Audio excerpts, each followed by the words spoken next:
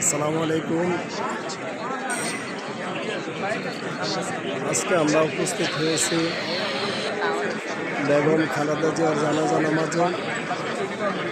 তো এখানে জানাজা নামাজ হবে, লাখো লাখো মানুষ সারিবদ্ধ হয়ে আছে।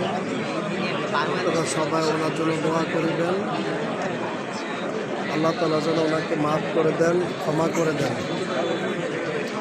তো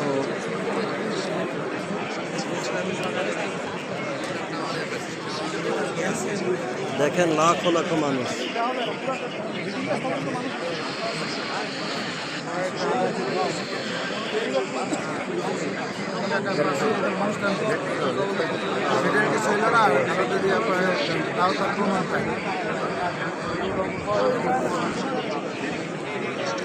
আমি হাফেজ মোহাম্মদ খলিলুর রহমান।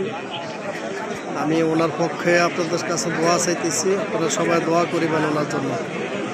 আসসালামু আলাইকুম।